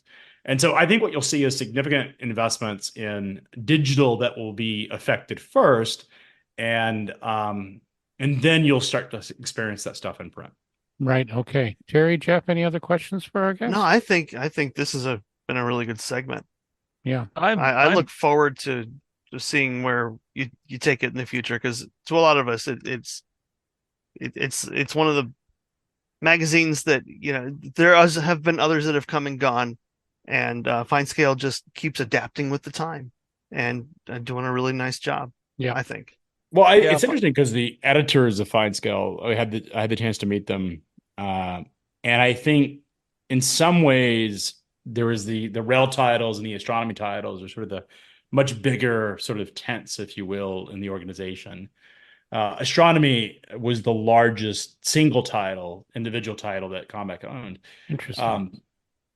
I think in some ways there was a sense of almost like, do we fit? How do we fit into the future of the business? And I think it is we are committed to the content, but what we want to do is reimagine what that experience will look like. And I think we have a responsibility to do that. I always caution to say these, we talk about upgrading digital, which I do think you'll see hopefully in a couple of months, and you'll see improvements to print. It will be, a lot of folks get really impatient because these things take time, and they're like, oh, I haven't seen any changes, or that it's going away. And that's not the case. You want to do it right. And we have a lot of sort of titles to deal with, to make these changes, and we want to be pretty methodical about it. And the reason print takes the longest is that once you make sort of a print design, you're kind of stuck with at least that journey. Yeah. And so you want to be very intentional about how you go about it. And that takes a while to sort of figure out what that looks like. Yeah, I'm impressed. This has been a really interesting chat, Craig, and I appreciate you giving us your time. The Fine Scale, granted, we're a relatively niche community, but Fine Scale, I think globally, at least in North America, has been a bit of a sort of a standard bearer for the hobby, and it is recognized amongst the community as being like, if you get your model picture in Fine Scale, you've achieved something. It's sort of a special place. And even the jerks, the other people who badmouth Fine Scale, they always have the same articles all the time. If they get their picture in there, man, all of a sudden the tune changes. So it's an important publication. Even as Terry says, it's adapted, it's changed over the years, but it is an important publication, and I'm glad to hear the way you're talking about it. I think it does have to move into the next stage, and I'm kind of getting excited just this conversation. So good. Yeah, well, I hope as we get more defined and some more specific deliverables, as we start to execute on the plan, that you guys will have us back to talk about that roadmap. Oh, most certainly. Anytime. Love to. Anytime. The feedback from you guys. I appreciate you having me. I like I'm incredibly excited about where we're headed with these brands. And you made the comment that people love to hate. Like being in media these days requires a lot of thick skin. Oh yeah. And it's okay to have polarizing points of view. Like, in fact, that's what media businesses should do. Like the most successful media businesses on the planet are among the most polarizing media businesses on the planet because they bring emotion, good or bad. And sometimes they focus on the bad. One of the nice things about enthusiast categories is they don't tend to put a lot of like really highly controversial content out. But they should create some level of emotion. And if you're talking about reviewing a product, it should have a strong enough opinion where you aren't always writing great things about the products, but you're forcing people to think, and you're reminding people that you're authentic in what you think about a certain product offering. The last thing anyone wants to read is marketing copy. It's junk, and like you don't want to be boring. Is the worst thing you can do in media. So being polarizing is better than being boring. Yes. And that is the content that we all remember as consumers of media is the stuff that either made us think, we learned something, made us think, or created some level of reaction or emotion in us. And that is our job as media producers to create that. The great thing about enthusiast categories is you're oftentimes reinforcing the love for an activity versus, upsetting people. But you should be willing to take a stand on a topic, and you should be willing to provide some unique observations that maybe not everyone agrees with. Yeah, I think that's what we've tried to do here. Like we do, there's about a half dozen to a dozen various hobby podcasters, and we're all good friends. We all get along, and we've each got our own little niche. And we like to think we're kind of more the voice of the industry and try and find out more. And yeah, there is no shortage of controversial topics. Just ask Aaron or Tim about one, two, three judging versus gold, silver, bronze sometime. That's when you can read the IPMS Facebook page, and after the Nats, when some judge picks up a model and the place goes ballistic. I mean, it's everyone's got an opinion, which is great. It is. It certainly gets the audience. But people care about it. Like that's the whole purpose. And it's interesting being in media circles because outside of media, people assume a lot of things about media businesses. But at the end of the day, it's all about creating some level of connection with the audience. And it's okay that the audience doesn't agree with you. It's okay. It's just you don't want to be boring. That's where these businesses die out, is when you lose your voice and you lose your relevance, is where it all goes. It's where it all goes south for these things. All right. Well, I think that's an excellent point where to end it, Craig. We've really appreciated having you on. Anytime you want to come back as things develop, you've got a platform here. Absolutely. Appreciate it, guys. Thanks for having me. All right. Thanks so much. All right. Thank you very much, guys. Bye, Craig. All right. Didn't I tell you, loyal listener, that would be an excellent interview? See, it is. Feel free to give us some comments. Scalemodelpodcast at gmail.com, or of course you can always leave us a Facebook page. Let's talk a bit what's on the bench. I have not been doing much. It's real life. My wife has been sick. We're trying to get a surgery scheduled, and I've been a part-time PSW, so not a lot of work on the Yamato. But our local hobby store, Rofdale Hobbies, our hobby.ca, has a great sale going on, and I seem to have heard rumors that you attended that enterprise. Rumors. Oh no, he's wheeling off screen, people. Rumors may have been true. He may have retrieved something. I may have retrieved something, and we'll have to show. I'll take pictures. So here's the deal. He has a whole section of shelves that are titled the red section. And in the red section, if you buy one item, you get 10% off. You buy two items, you get 20% off, and so on up to five items. And what's interesting is the items really vary. There's a lot of different things, a lot of train stuff, some aircraft, some airfix Spitfires I have my eye on, a few different things. But he's also got some tools and stuff like that. So there was one rather high-priced item I saw, and I said to him, I said, Richard, am I going to be a right bastard if I buy a bunch of cheaper items that are maybe going to cost me before the 50% discount, maybe about $30, and then I buy something that's worth 200 and I get $100 off? And he said, no, I've been trying to tell people about that, but they don't get it. So yes, I've wanted this for years. So I did buy a needle file set, two masking tape sets, and a one of those oh, what's the name of the company? The company that does all the scenery stuff. I bought a retaining wall set in N scale, which will make a nice diorama with my battlements. All to get this. Nice. A Namely, 1930 Bentley blower, supercharged in what scale is that? 1/12. 1/12? Look at the Frickin' thickness of the 12. box. The thing's freaking huge. So I've always wanted one. I don't know when I'll get to build it, but yeah. And for the record, what is to loyal listeners? What is Stuart's favorite comment? Where the heck am I going to put it? Exactly. Amazing. That's a great buy. Yeah, but no, definitely if you're in the London area, take advantage. Richard's got a lot of cool things. He's doing an inventory reduction sale. Definitely check it out. Some great deals there. He's also got, I believe this week is 10% off to a certain price amount, then 15, et cetera, et cetera. So well worth going in and checking it out. Of course, paints and weathering supplies are not part of the deal. Sorry, guys. No. Full price. That that would have been nice. Buy 4 pots of Tamiya paint and boom. No, he was very good about it. In fact, he's been telling people, you'd have people that buy 2 or 3 things and they're thinking they all have to buy like super expensive kits or whatever. And he says, no, look, there's some of this here and you can get, it's like getting it free. Go figure. So he's got a lot of inventory. He wants to decrease his inventory. I totally get it. And it's a good move on his part. Yeah. Yep, definitely.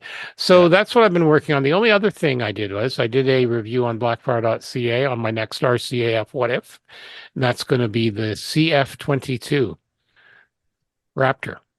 So Nice. you take an F-22, add some decals from our friends at Above and Below, and there we go. So I have an Italeri kit I got at Wonderfest. Ian found it for me at Wonderfest. Ian Fraser, and because that was one I was looking for, and it's an older kit, but it'll be perfect for what I'm going to use it for. So maybe I did have a little bit more stuff going on. Okay. You're certainly buying more for your stash. That's all I need. Yeah, like I said, no, this one was calling to me all week, and I waited a week, and then I jumped on it. So I think the way what I see happening here though is Alicia has some health needs. And you are providing a good deal of those health needs. Exactly. And she cannot complain if you buy something you want. Well, exactly. And she didn't. For the record, I did clear it with her first. And she said it's a good deal. How could she say no? Yes, exactly. Exactly. It is a good deal. She also did buy a small electric spinning wheel last week. Roughly the same cost, actually. So, I'm just saying. She went may or not be coincidental. Husky fur to make yarn. Yeah, I can give her plenty of husky fur. Yeah, no, this one's actually it's a 3D printed spinning wheel, but it's electric, so she doesn't have to, because with her legs and her knees, she can't really do the manual thing anymore when you're doing that on the pedals. So she got a smaller one to try it, and she really liked it, and then she got this bigger one. So yeah, no, it's working well for her. She's had a little bit of time to play with it. We got it together. So yeah, no, and actually it was coincidence they were around the same price. Just saying, the car and the spinning wheel. All right, before I get myself into more trouble, Geoff, what about you? Nothing. I'm similar. A lot of real life stuff. Mostly just trying to get the house ready for summer. We have kind of a goal we figure by the time the kids are out of school, we want to be finished all of the chores around the house so we can enjoy summer, not necessarily with the kids, but we just dovetail end of school with start of summer. And that should be the same for us, even though we're grown adults. So we've been trying to get everything done. So I'm getting the cabin finished for sleeping and the gazebo for bug respite, and a lot of landscaping and dumping down 9 yards of wood chips on the paths and all that kind of good stuff. So that'll keep you out of trouble. But I have been working on the X85 148 Goblin. It's getting along. I started today. I just put I hate putting on vacuum formed canopies because, boy, you have to be accurate with the sanding and the filing and everything to get them right. But that one looks like it went on okay. So maybe I can move quickly to the next stage, which is base coating for the natural metal finish. Well, you know what? I call that the original eggplane. It is. It really does Yeah, look like an it, eggplane. I it mean, look at does. the thing. I know, It's the exactly. strangest Yep, looking thing. Exactly. Very cool. Yeah. All right. Yep. So Terry's probably put both of us to shame as Oh, I've he been will. watching He him in will. Facebook. Yeah. What have you been up to, Terry? Uh, outside of some sick days, I got back to painting. Yay. The XP47 is kind of languishing a little bit while I'm painting the other stuff. You got a But good those two excuse. Yamatos, yeah, I need to get it off the bench. But the two Yamato dreadnoughts, one will be a Mars pattern, so kind of a bloody brick red. The other one Mhm. is Prometheus experimental scheme, so it's a white and orange striped thing, which is now being masked. I'm about 4 hours into masking, Oh God. so yeah. So looking forward to getting that painted. And I'll then mask off the sections on the Mars one that'll get dark gray, and move along. Just keep moving. Now you're using that complementary color priming that Anthony suggested too. Yeah, and I shared some pictures on that Yep. because I did use the test piece. So complementary to that dark green, that kind of scarlet red, is somewhere between scarlet and brick red. It's a would be a green. So I did what I was usually going to do, which is an orange basing, a light green, kind of willow green basing, a grayish, like gray green, almost RLM kind of green, and this dark forest green. And lo and behold, the dark forest green looked best. So I put on, I did that. I put yellow highlighting on, then misted on orange, and on the ship, I think I misted a little too heavy. And then the red, and in the test piece, it looks fantastic. So Excellent. it's a little muted on my own piece, but I think that's my orange coat. So I should try it without the orange coat at all and see what it does. In Well, fact, I did do that by accident on the big external tanks, and it lacks a little bit of the contrast. I think it's a little too muted, but yeah, it definitely has value, and it makes sense because instead of black that just goes muddy, you're actually putting the opposite color on.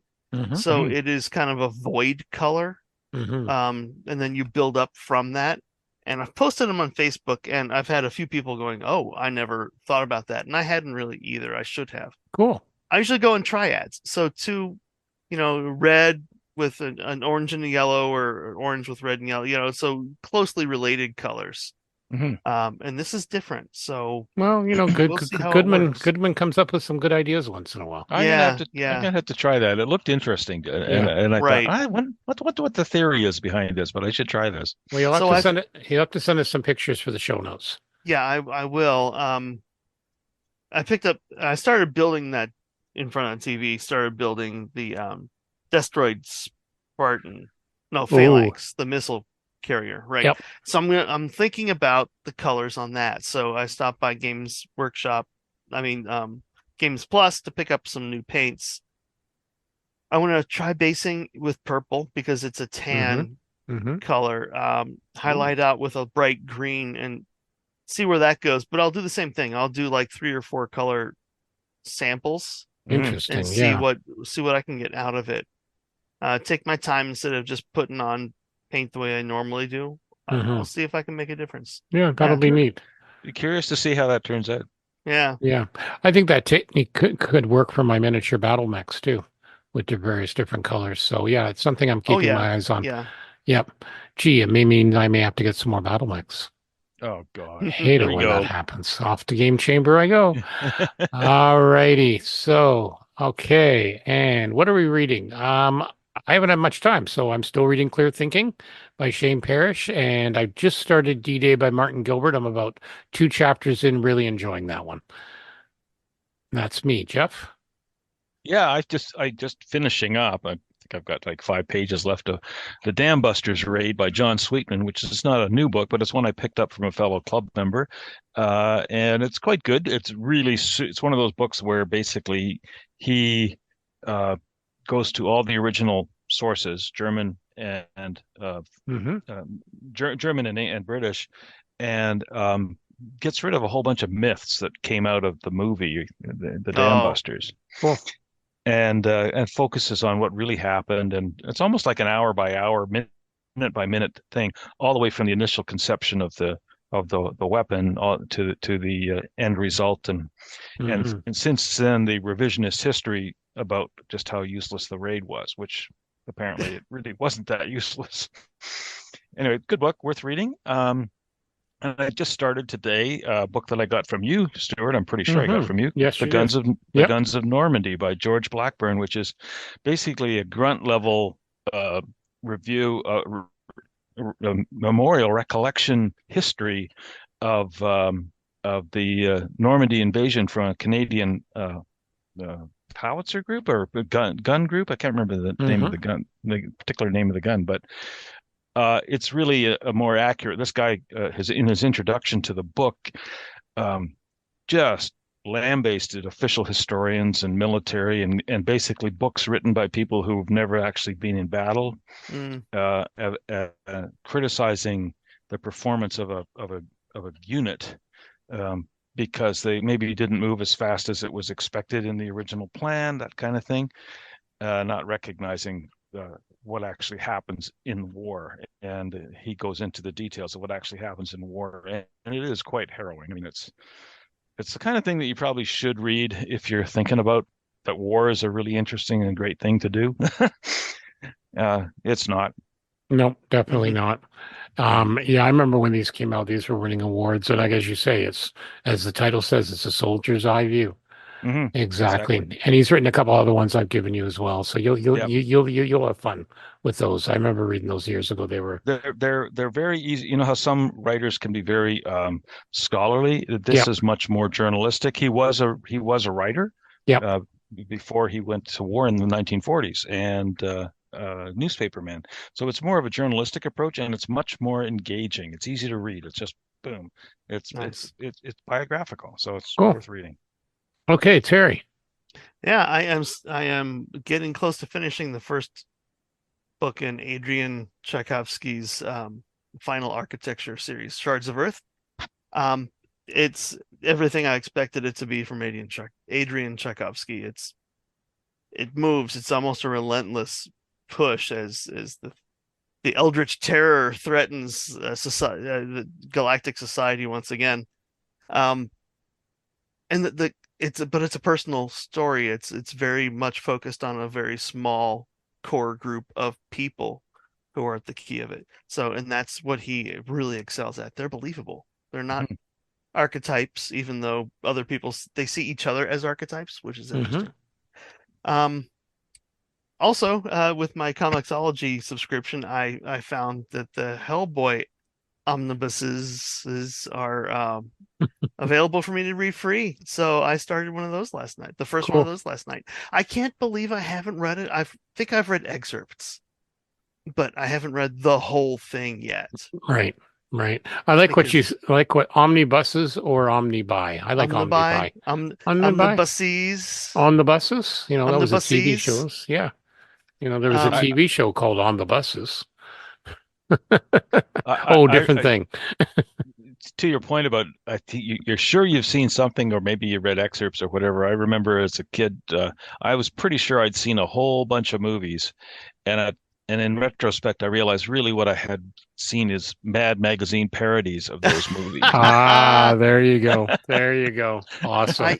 I encourage people to watch the movies and such that get parodied or referenced all the time, like Dr. Strangelove, like Reservoir Dogs, like the Treasure of the Sierra Madre, all these old movies, because like you watch them back there and go, God damn it, this is a good movie. They were really good movies. Like Treasure of Sierra Madre, especially, it's like you realize in African Queen how good Humphrey Bogart was. He was that really dude. Good. Astonishing. Yeah. And that's where you get all these lines like badges. I don't need no stinking veggies. And Turner Classic Movies, exactly. yeah, Always a it's good channel.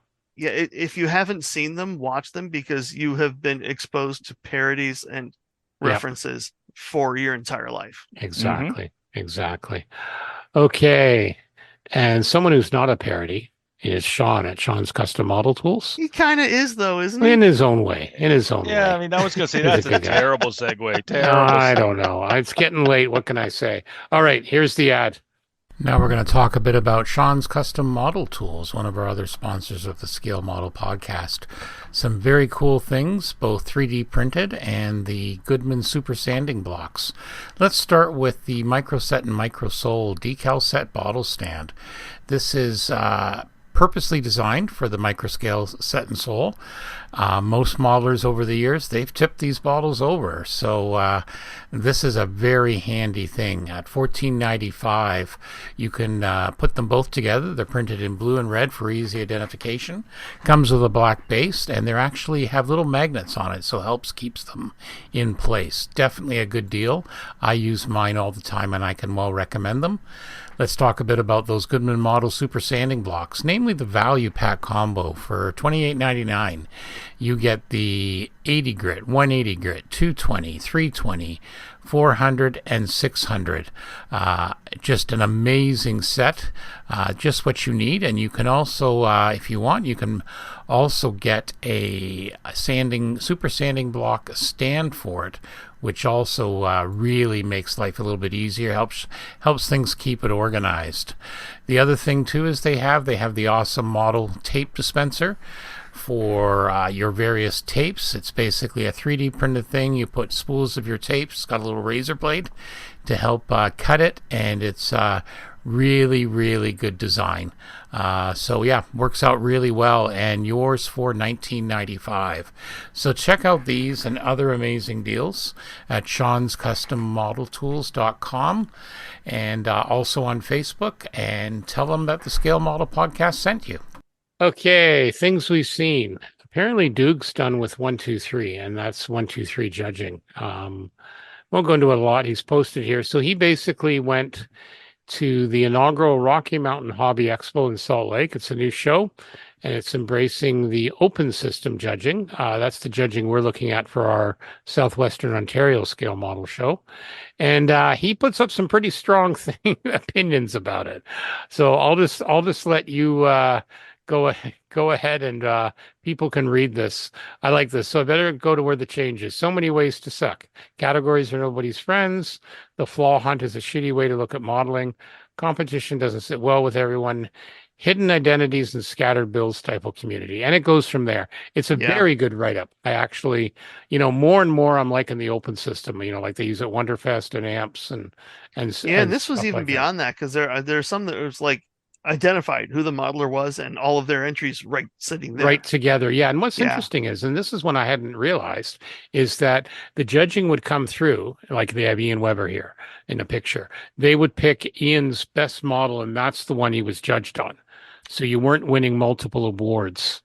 That's fascinating. That's interesting. Yeah. I like that. And also it was interesting is that you have all of because they don't have categories, they'd have all of the modelers work together. Yeah. And that's what we were saying. Yeah, exactly. So that's an interesting thing, because I'm wondering to myself, well, would that encourage people to bring more entries or not? That's my only thing about it. So I'm going to have to reach out to these guys at Rocky Mountain and find out about this, because I know at Wonderfest, you can have a guy can bring 10 models and they're all judged, right? Yeah. Yeah. It's interesting. And it can be all over. Yeah. And that's when I have my goal for Wonderfest is to have one entry in every category, and then I will compete that year. Yeah, exactly. So no, it's a little bit interesting. Yeah. But yeah, the triage team selects the model of yours they feel it's most likely to do well. Only one of them goes through the full judging. Yeah. But then it's a gold, silver, bronze. It's not. Yeah, exactly. So there's still, but that's interesting to see, because would the ratios, because there's kind of defined ratios right now for gold, silver, bronze. It'd be interesting to see if that really means you're giving out a lot more golds and silvers. Interesting. Yeah, like I said, I want to reach out and get the stats for them at some point.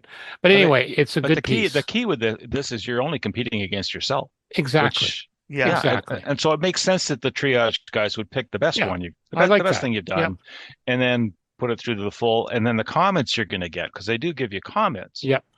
will be helpful for all of the builds. Yep. So anyway, good thing there. He's got a couple of people already chatting here. So it'll be interesting to see what more comes in the comment section of his blog. All right, who's got the Facebook group? I put this on. I had been seeing someone backdating one of the ICM B26.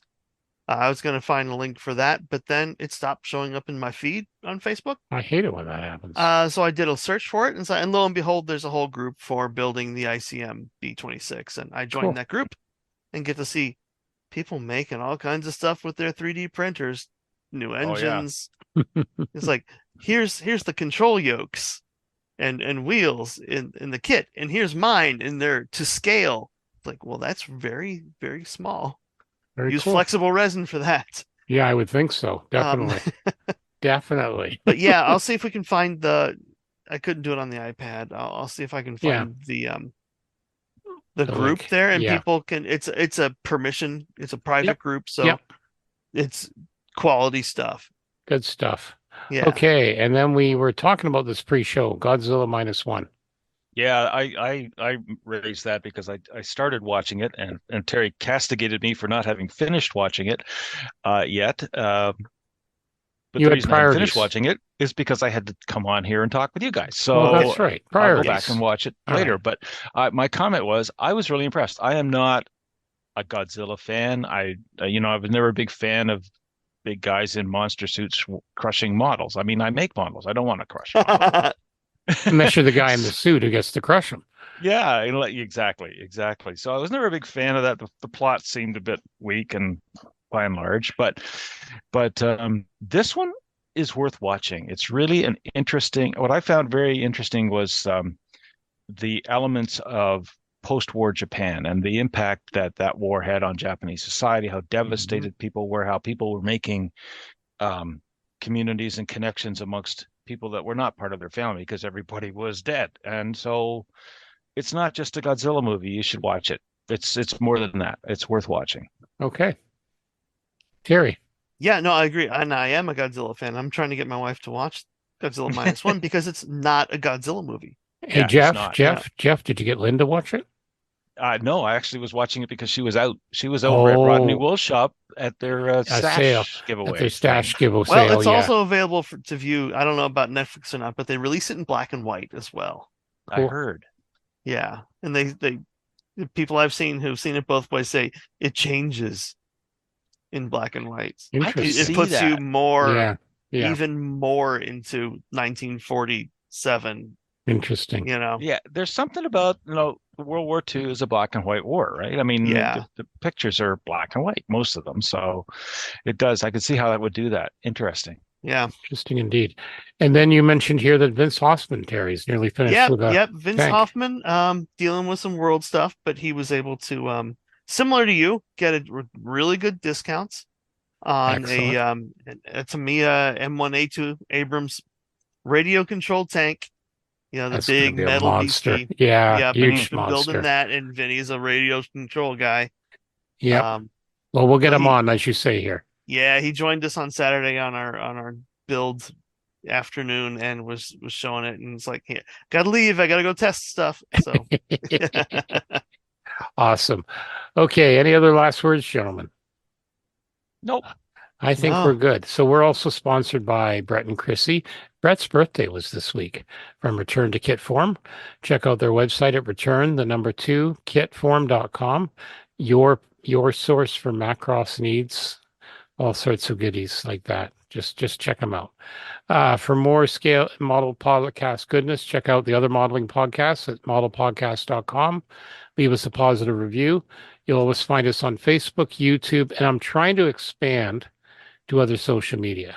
So if some people may have noticed, I'm slowly but surely getting to the other social media sites, including Instagram. That's the word I was looking for. Instagram. I had to look it up on my phone. I I was- figured you were trying to buy Yeah, time. I was saying, I'm having a brain fart. What's it called again? Oh yeah, Instagram. We are on Instagram Yeah, as on well. the Instagram. On the Yeah. Instagram. And of That's course, our very own website, home of the most complete show notes and awesome pictures. So definitely check those out. We also have merch on Redbubble. Unlike Fine Scale Modeler's website, Well, yeah, ours is better. which will be better. We are Apparently, told. we are told that. So that's going to be awesome. So, on behalf of the Scale Model Podcast, my name is Stuart Clark. I'm Geoff Highland. I'm Terry Measley, reminding you to spend that $250. Oh, spend that Well done. $250. Well done. Well done. Thank you, and be well.